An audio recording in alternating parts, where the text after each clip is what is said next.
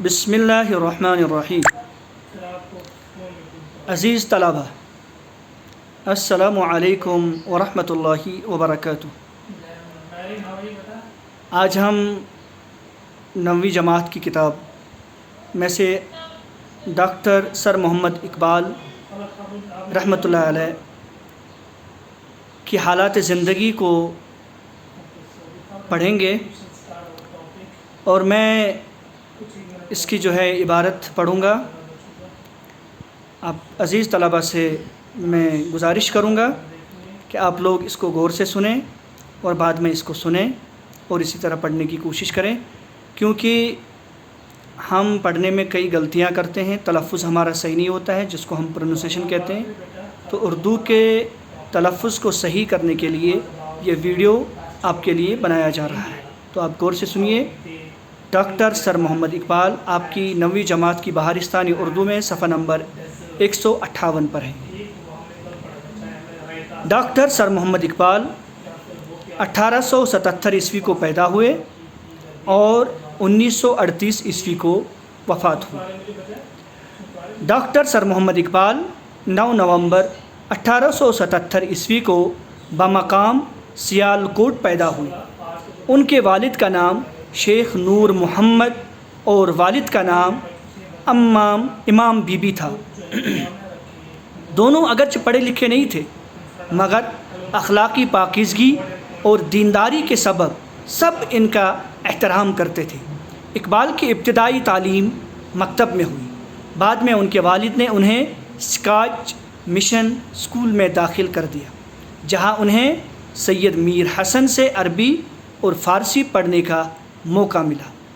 اقبال نے میٹرک اور انٹرمیڈیٹ کے امتحانات یہیں سے پاس کیے، اور اس کے بعد مزید تعلیم کے لیے انہیں لاہور کے گورنمنٹ کالج میں داخلہ لینا پڑا، جہاں سے انہوں نے BA اور بعد میں فلسفہ میں MA کیا۔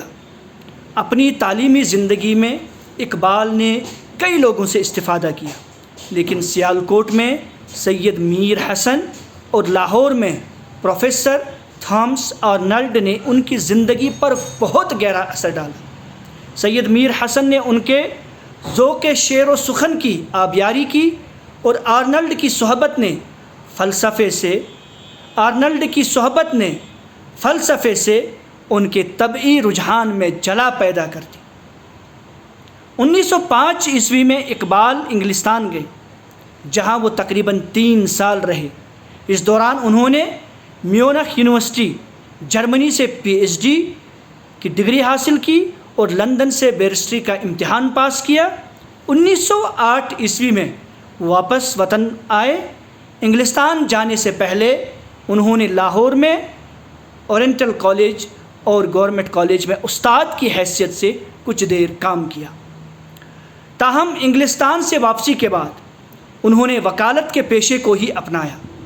علم و ادب سے انہیں زندگی بھر لگاؤ رہا، اس وجہ سے ان کا شمار دنیا کے بڑے عالموں اور مفکروں میں ہوتا ہے، اور علامہ بھی کہلاتے ہیں۔ اقبال اردو اور فارسی کے مشہور اور اعلیٰ پائے کے شاعر ہیں۔ انہوں نے نثر میں بھی چند کتابیں لکھی ہیں، مگر ان کی شہرت کا باعث ان کی شاعری ہے۔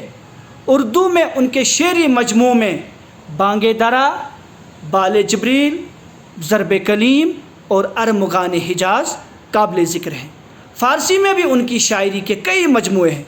اقبال نے شاعری میں ایک نیا فلسفہ زندگی بیان کیا ہے۔ ان کی شاعری میں عمل کا پیغام ملتا ہے۔ وہ بے عملی کو موت کے برابر سمجھتے ہیں۔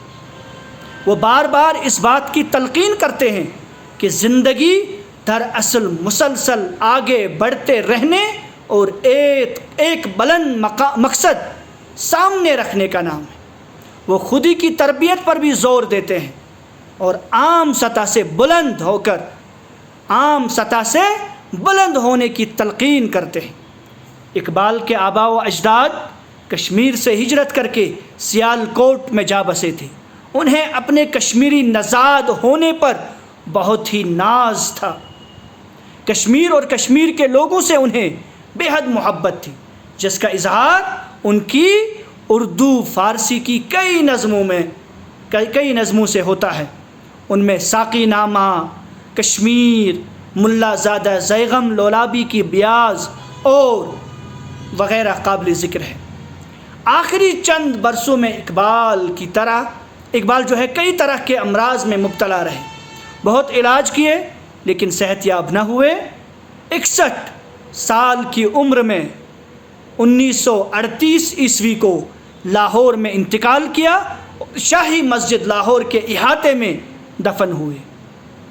باقی والسلام، آپ لوگ اس کو غور سے سنیے گا اور اس کے بعد اسی طرح سے پڑھنے کی کوشش کریے۔ السلام۔